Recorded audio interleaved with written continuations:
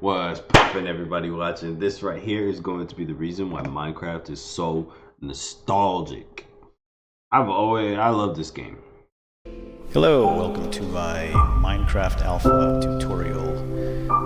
How to survive the first night. This short tutorial is going to show you how to make a diamond pickaxe from scratch. And today, I'm going to be showing you how to make a mob spawner. Today, I am going to show you how to make your very own dirt house.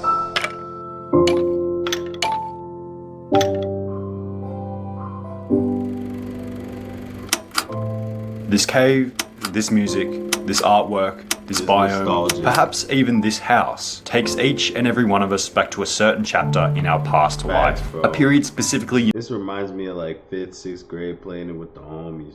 unique to only our own memory, that is now simply a representation of a chapter to which we will never return. It's bizarre, isn't it? We seem to place a higher value on what happened in our past, as if the game we were playing in 2010 was significantly better than that same game in 2020, despite the fact that on paper, the game has improved significantly since. We try to justify and pretend that the early 2010s was better than 2020 by stating that we preferred the old texture packs, or we preferred when there were less mobs in the game, or possibly even everyone's favourite excuse of the game was more simplistic back then. However, the reality of why many of us feel as though Minecraft was so much better in the early 2010s was nothing besides that dirty little liar by the name of nostalgia, Probably because we just played it for the first time. insisting that things were way better than they seemed at the time.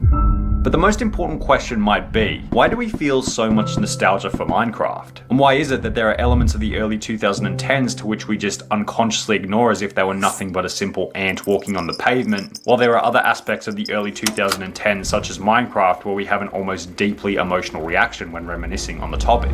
Well, to pour the slab, to set the table, to establish a foundation for what is to be covered in this video, we first have to ask, what is nostalgia? Well, these days in popular culture, nostalgia references that bittersweet feeling you get when thinking about the good old days, or earlier parts of your life. However, this definition wasn't always concrete. When the word was first derived, it was actually a medical condition. Nostalgia, that feeling of wanting to be back in the past, a medical condition? Well, let me explain. The word was coined as a description for soldiers in the 1600s who had homesickness to such a level that they would receive stomach pains, high fever, fainting, and sometimes even death, all from this longing and desire to leave wartime and be back at home with their family. So in the beginning, nostalgia was far from a positive, an almost debilitating mental homesickness disease that you wouldn't wish on your worst enemy. However, as wars were fought and won, as nations rose and fell, as the natural death and rebirth of nature evolved the biological experiment known as man, the definition of nostalgia began to change. Rather than the original definition of wanting to be back home while at war, nostalgia seemed to bizarrely take on the definition of wanting to be back in the past. Only 90s kids will remember these advertisements. 2000s kids, my childhood. 2010s nostalgia that will make you cry. Products, services, videos, all exploiting that natural desire to be your younger self once again. And if you look very closely at the thumbnail on this video, it's obvious that one of the prime suspects in 2010 nostalgia is Minecraft. But why?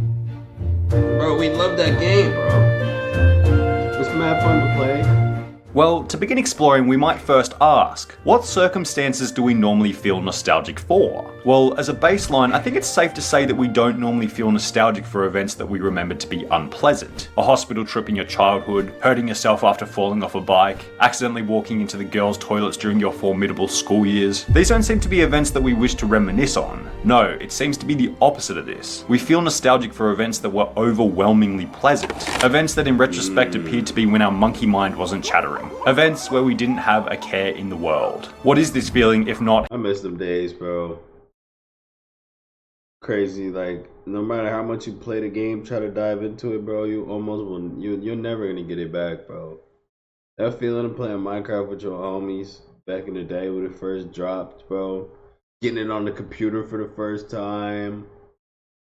Playing it on Xbox, bro, finding diamonds, finding a village under the ground or cave, whatever, bro, with the railroads and everything, bro. That feeling will never come back, bro. How we felt while playing Minecraft. The game seems to be almost built around the elements that are retrospectively so nostalgic. Peacefulness, simplicity, and perhaps a lack of competition. Minecraft has been built in a way where you never really have to come face to face with stressful moments or harsh My favorite part about the game, because I suck at video games. levels of competition. Now obviously this isn't entirely true. Your first trip to the nether, digging straight down with no knowledge of what might be beneath, or those few seconds after falling in lava that could be more stressful than someone typing www.p in your personal computer's address bar. However, for the most part we seem to have a bias towards remembering the non-stressful events. Trawling through a cave on peaceful mode looking for diamonds, trying to recreate that house that you saw your favourite YouTuber build, linking up with your school friends online after creating your first server. Oh, this was the best.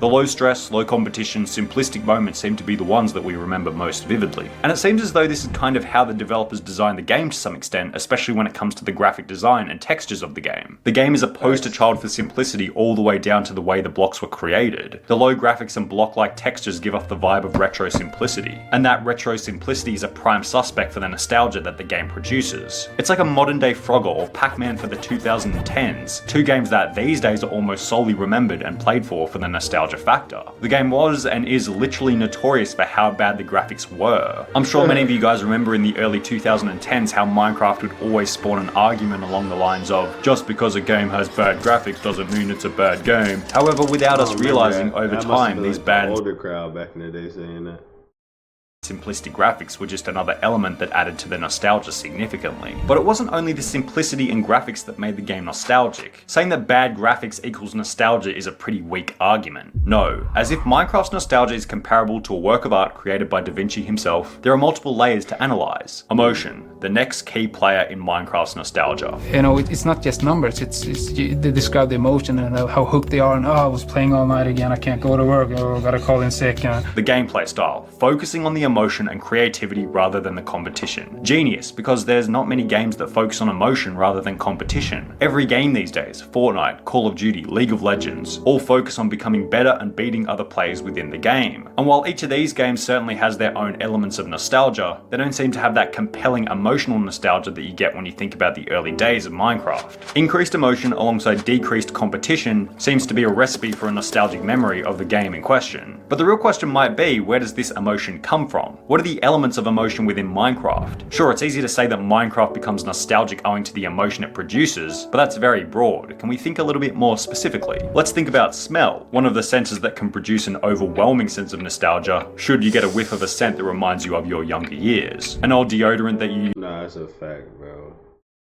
Nostalgia is serious. Used when you were younger, those plastic Christmas tree leaves teleporting you back to your younger self, staying up for the formalities of Christmas morning, the smell of sunscreen, even in the coldest of winters, preparing our mind as someone ready to jump in the deep end of a swimming pool. Certain senses produce varying levels of nostalgia, and while there were certainly some nasty smells coming out of my 14-year-old room after a 6-hour gaming sesh back in 2012, Minecraft itself obviously doesn't have all that much of a smell. It's a video game. And a video game can't trigger your sense of smell, but what it can do is trigger your hearing with sounds, and specifically music.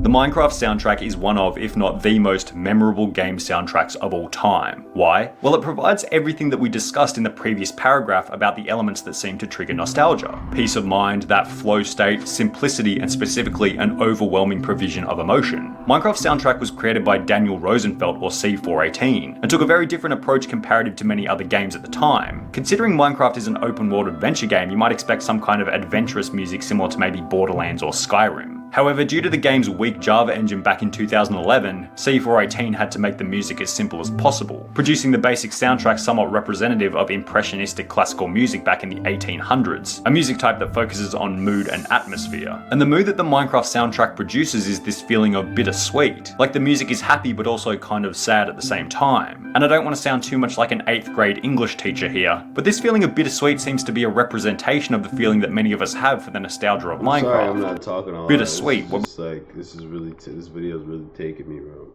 Both kind of happy that it happened while simultaneously sad that it's over, and the music seems to represent this perfectly. When we hear the music now, it seems to connect us back up with the innocence of our younger years, and that's kind of exactly what nostalgia is, the innocence of adolescence, or probably more accurately, the perceived simplicity of earlier life. Then let's take everything we've discussed so far, the calm, carefree, competition-free gameplay, as well as the emotional, atmospheric music, and combine it with one final element, the age in which we all played Minecraft upon its early release. Now, in this video so far, I've tried to ignore anything to do with the scientific side of nostalgia, because I basically have as much science knowledge as a chimpanzee wearing a lab coat. However, there's one element I stumbled across which I really couldn't leave out. So I'm going to go ahead and give you my extremely uninformed opinion on a scientific phenomena that, yes, I only just kind of learnt myself, yeah. The lifespan retrieval curve. A graph that shows when the most memories are encoded in our brains based on our age. The graph shows that the first memories that we begin to become nostalgic for start at around age 10 and increase as time progresses. So ask yourself, what would you say is the target age for Minecraft? Or perhaps you might ask yourself, at what age did you start playing Minecraft? Something like 10 years old onwards possibly? Is it possible that Minecraft just so happened to be there for many of us at a time in our life when we were most susceptible to memories that would eventually turn into nostalgia? It makes sense, really. For every period in our life we seem to be nostalgic for one thing or another. And in your early to late teens, what was there to be nostalgic for besides maybe school, an event which many of us didn't even feel nostalgia for? We could also link this theory up with the fact that our earlier memories seem to be the memories that we feel more nostalgic for. Now, this is a theory that once again has absolutely no scientific evidence behind it and would be completely different from person to person based on their own situation, but for many of us watching, you could argue that you seem to be much more nostalgic for the events that happened 8 years ago as opposed to the events that happened 6 months ago. Perhaps it's because as time progresses you have more time to dwell on how good that initial event was, and after 8 years of occasionally thinking about it, you come to the conclusion that, hey, that was actually a pretty good point in my life. And whether or not this nostalgia was intentional, it's now been proven to be an extremely vital element of Minecraft's business model, causing players to constantly revisit the game over the years to get that sweet release of their childhood. And it's well and truly spread out into different areas such as YouTube and Twitch, with YouTubers and streamers alike gaining massive views by revisiting the game after many years of not playing. And with one individual, the element of nostalgia quite literally re-exploded the game into the mainstream. PewDiePie posted the video Minecraft Part 1 in June 2019, with the initial idea being that PewDiePie would simply play the game for the nostalgia just to see what had changed. I have not played Minecraft properly in ever.